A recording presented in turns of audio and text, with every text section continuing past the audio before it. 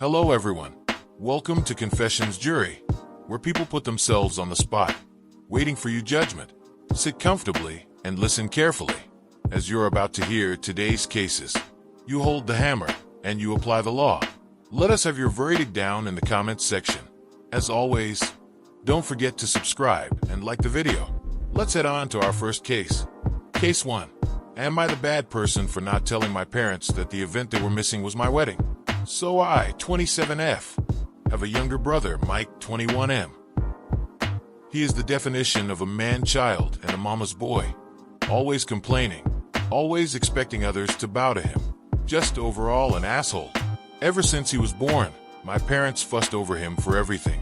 He's not special needs, or had a traumatic birth, or anything of the sort. He was just born, and my parents completely discarded me. My mom, 50F especially. She went from a loving mother to one of those boy moms that people make fun of on the internet. My father, 50M, still showed me love and support, but he's always been too much of a coward to stand up to my mother and let me win at least once. The only one who stood for me was my grandpa, 76M, who always called my parents out on their bullshit and never liked my brother.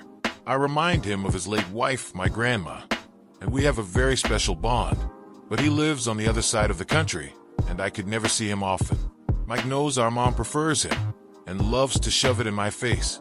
Because of this and his behavior, we've always been at odds. He's spoiled, a brat, and an awful human. I can't remember how many times I ended up in trouble for things I did better than him or for things he framed me with. His only talent are his football skills. He won a scholarship to a nice college out of state. My parents didn't spend a dime on my education because apparently my fund had been used to cover expenses after a fire, just for me to discover years later that said money were given to Mike to buy a car and a house. It's at public university that I met Lucas. He was the first person I was really drawn to there.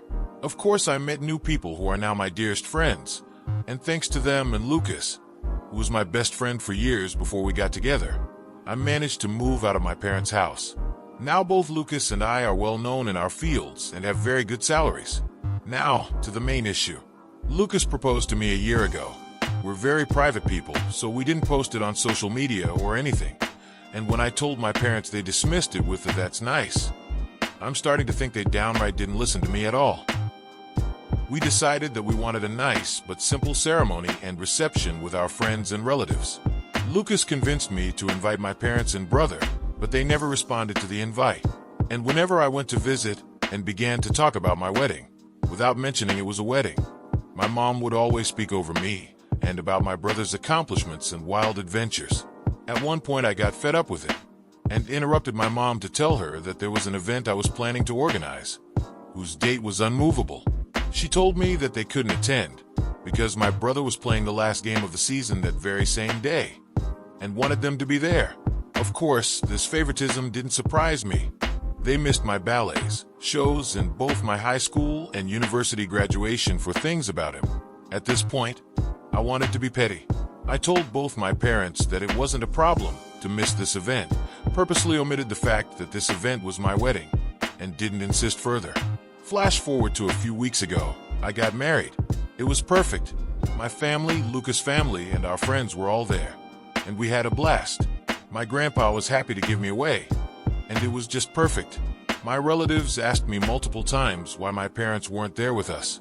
I was honest and simply said they had my brother's game to attend and couldn't come. They gave me a few looks, and my grandpa was visibly angry for a while, but otherwise nothing strange happened. After the reception, Lucas and I left for our honeymoon and were phone-free for the whole duration of the trip. But once we got back, we discovered that a shitstorm was welcoming us home.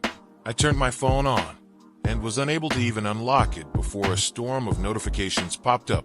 Most of them were from my mother and brother. Mike called me all sorts of nasty names and insulted me because, apparently, one of my paternal aunts posted the photos of the wedding on Facebook and captioned it with a very obvious dig at my parents, especially my mom, for missing the wedding. The post apparently went viral in my parents' community, and they've been publicly shamed for their mistreatment of me. It also turns out that my grandpa personally visited my parents to go on a tirade to shame my father, his son, to the point of tears. And this seemed to be my father's breaking point. because he was so distraught for missing his only daughter's wedding and for his father's disapproval that he finally rebelled against my mom and is threatening divorce unless she makes it up to me. I think that's the reason why my mom has been spamming my phone with messages, at first insulting and threatening, and then downright pitiful, full of begging and pity parties. Now I'm at home with my husband, deciding how to approach the situation. Most of my relatives, even those I didn't invite to the wedding, reached out to apologize for what I went through and to claim they had no idea this was happening at home. Can't blame any of my relatives. They all live with my grandpa on the other side of the country or in another state. But my mom's sisters and friends are belittling me for not telling my mom about the wedding, because now she's inconsolable at the thought of having missed my wedding. Personally, I think she just claims that to save face. But I'm not sure. The latest messages from my father and mother seem extremely saddened and hurt for missing my wedding. Now my family is divided on three fronts. The majority who is sticking by my side, my maternal aunts shaming me for hurting my mom's feelings, and my maternal grandparents who are adamant that I forgive my mom in light of her atonement. My best friends are telling me not to listen to them. So Reddit, am I the bad person? What do you guys think? Lay down your ruling in the comments section, and let's move on to our next story. Case 2. Am I the bad person for saying no my girlfriend's tradition? I am 30. Lost my younger brother when I was 22. He had cancer and fought very hard. Ever since, I've been donating blood on the anniversary of his death every year. I take the day off from work, visit his grave, donate blood, and then come home, relax, and watch his favorite movie. I know it's a simple, personal tradition, but it means a lot to me. My girlfriend of 9 months, Anna, F31, asked if I could meet her and her mom. I have met her many times before, and it wasn't the meet the parents for the first time situation for lunch yesterday. I told her no, and explained again about what I do on my brother's death anniversary. She got upset and said, well, it's my tradition to have lunch with my mom every time she's in town, and she really wanted to see you. You can do your stupid blood donation tradition any day. I explained to her that it's not just about the blood donation. Later in the evening, while I was resting and watching my brother's favorite movie, she texted me again, asking me to join them. I reiterated that I really didn't want to and would hang out with her mom next time. She replied that I had embarrassed her in front of her mom with my selfishness and laziness. Since then, she's been distant. Do I owe her an apology? Am I the bad person? What do you guys think of this one? Let us know in the comments section, and let's move on to our next story. Case 3. Am I the bad person for telling my GF that my ex-wife was tighter?